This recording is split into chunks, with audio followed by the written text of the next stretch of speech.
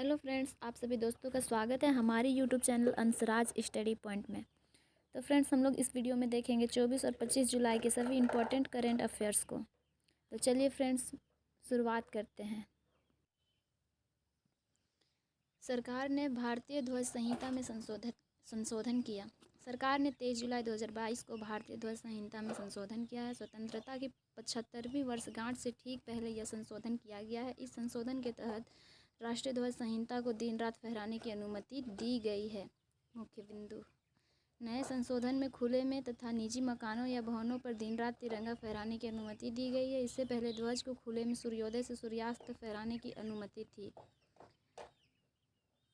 अब कोई भी भारतीय नागरिक, निजी या शैक्षणिक संस्थान सभी दिवसों और अवसरों पर राष्ट्रीय ध्वज को गौरव और सम्मान के अनुरूप तिरंगा फहरा सकता है।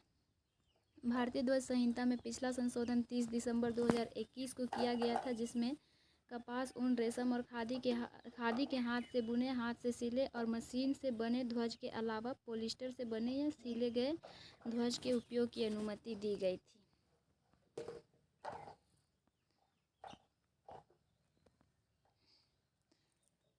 13 से 15 अगस्त तक अपने घरों में तिरंगा फहराने का आह्वान। प्रधानमंत्री नरेंद्र मोदी ने लोगों से 13 से 15 अगस्त तक अपने घरों में तिरंगा फहराने का आह्वान किया है। प्रधानमंत्री ने कहा कि राष्ट्र इस वर्ष आज़ादी का अमृत महोत्सव मना रहा है, इसलिए हर घर तिरंगा अभियान से राष्ट्र ध्वज के साथ हमारा जुड़ाव रहेगा।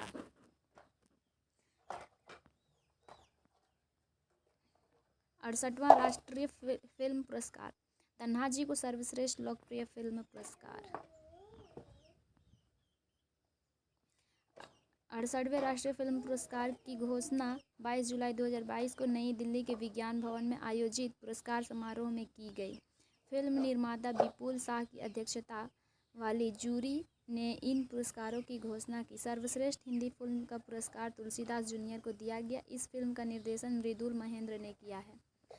सुधा कंगारा के निर्देशन वाली तमिल फिल्म सोरारे पोट्रू को सर्वश्रेष्ठ फीचर फिल्म का पुरस्कार से सम्मानित किया गया। तन्हाजी को सर्वश्रेष्ठ लोकप्रिय फिल्म का पुरस्कार दिया गया।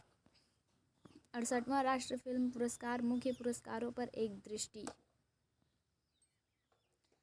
सर्वश्रेष्ठ लोकप्रिय फिल्म तन्हाजी हिंदी फिल्म।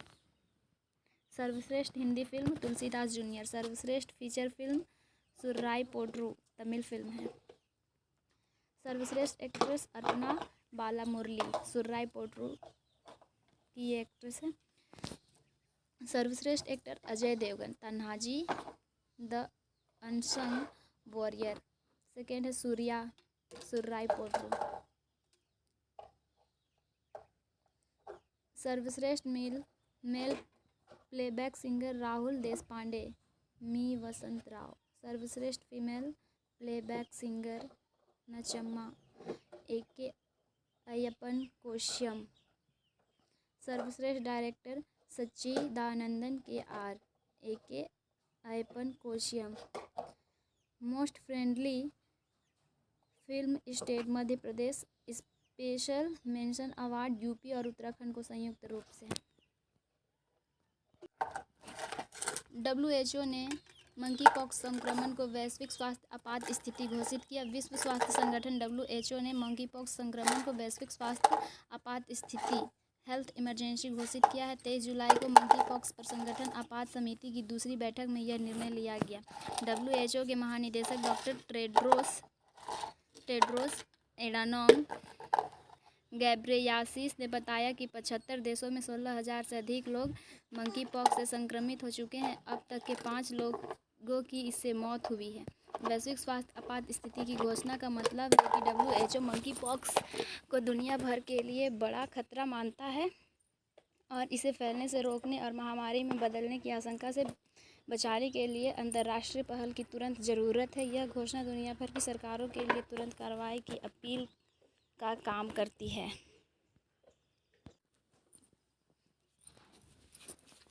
चलिए अब देखते हैं मंकीपॉक्स क्या है। यह वायरल इन्फेक्शन है। मंकीपॉक्स वायरस से संबंधित एक ज़ूनोटिक ऑर्थोपॉक्स DNA वायरस है जो चेचक का कारण बनता है। पहली बार 1970 में कांगो लोकतांत्रिक गणराज्य पूर्व में जायरे में मनुष्यों में इस वायरस पाए गए थे। यह नया वायरस नहीं है और इसके लिए वैक्सीन उपलब्ध है।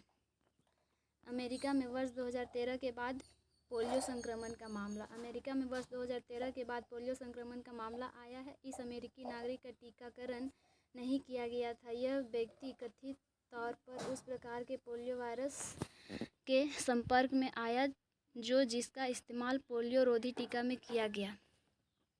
अमेरिका में इस प्रकार के टीके का इस्तेमाल वर्ष 2000 के बाद से नहीं किया गया है। संभवतः पोलियो वायरस का यह संक्रमण किसी बाहरी देश में उत्पन्न हुआ होगा जहां अब भी टीके पिलाए जाते हैं।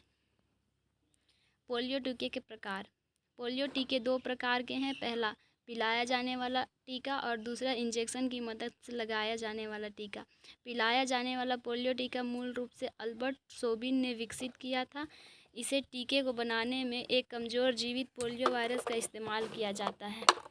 दूसरी तरह के पोलियो टीके को मूल रूप से जोनस साल्क द्वारा विकसित किया गया था। इस टीके में निष्क्रिय और मृत वायरस का इस्तेमाल किया जाता है और इसे इन्फेक्शन की मदद से लगाया जाता है। विलुप्त चीतों को भारत लाने के लिए नामीबिया के साथ सहमति। भारत ने विलुप्त चीतों को देश में लाने के लिए नामीबिया के साथ एक महत्वपूर्ण सहमति पत्र MOU पर हस्ताक्षर किया है। भारत ने 1952 में चीता को विलुप्त घोषित कर दिया गया था। मुख्य बिंदु।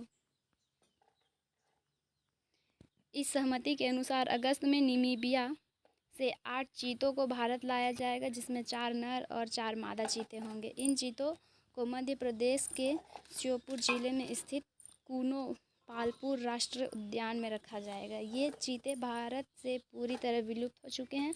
इसका मुख्य कारण अधिक शिकार किया जाना और रहने के लिए जगह न होना बताया जाता है। आखिरी बार 1948 में छत्तीसगढ़ के कोरिया जिले के साल वनों में एक मृत चीता पाया गया था। दुनिया में चीतों की सबसे अधिक आबादी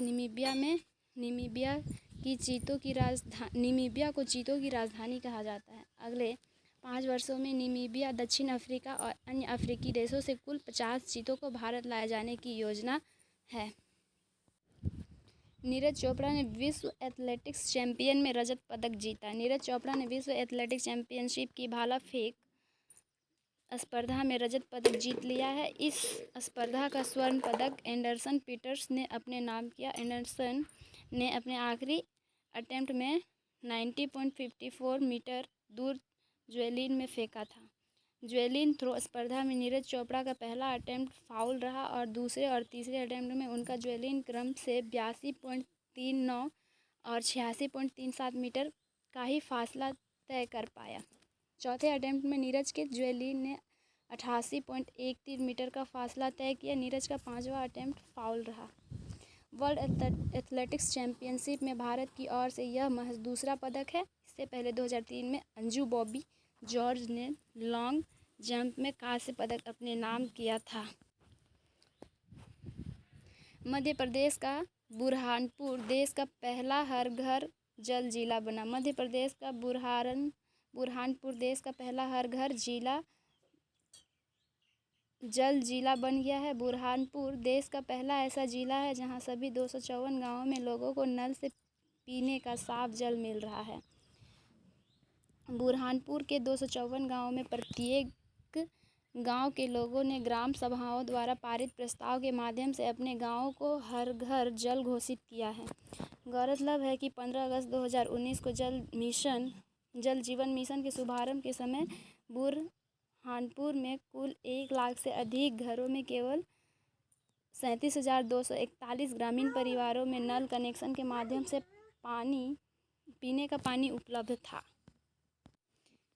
23 जुलाई राष्ट्रीय प्रसारण दिवस से संबंधित महत्वपूर्ण जानकारी। प्रत्येक वर्ष 23 जुलाई को राष्ट्रीय प्रसारण दिवस मनाया जाता है। 1927 में आज के ही दिन देश का पहला रेडियो प्रसारण एक निजी company Indian broadcasting company IBC के तहत बॉम्बे केंद्र से किया गया था। 24 जुलाई को भारत में आयकर दिवस मनाया गया। प्रत्येक वर्ष 24 जुलाई को भारत में आयकर दिवस मनाया जाता है। इस अवसर पर कर भुगतान को बढ़ावा देने और इसे नागरिकों के कर्तव्य के रूप में स्थापित करने के लिए अनेक लोक संपर्क कार्यक्रम आयोजित किए जाते हैं। 23 जुलाई बाल गंगाधर तिलक और चंद्रशेखर आज़ाद की जयंती। 23 जुलाई को देश के दो वीर सपूतों लोकमान्य बाल गंगाधर तिलक और चंद्रशेखर आज़ाद की जयंती है। इन दोनों सपूतों में देश की आज़ादी में अहम योगदान दिया था।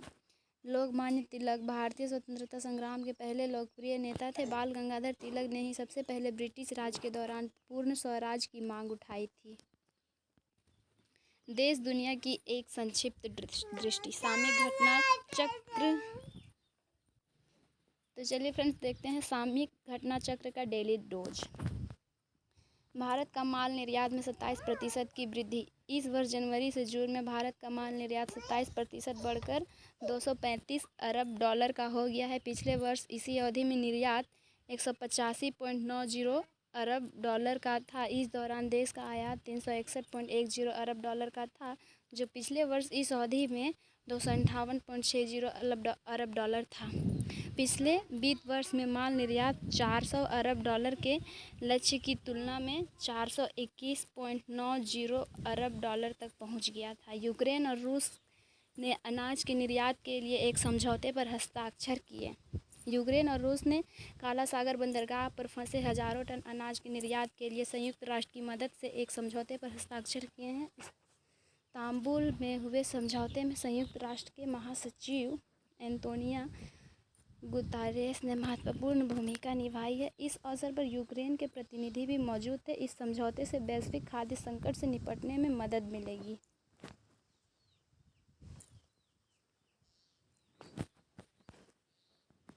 ममल्लापुरम में 44वां शतरंज ओलंपियाड शुरू हो रहा है।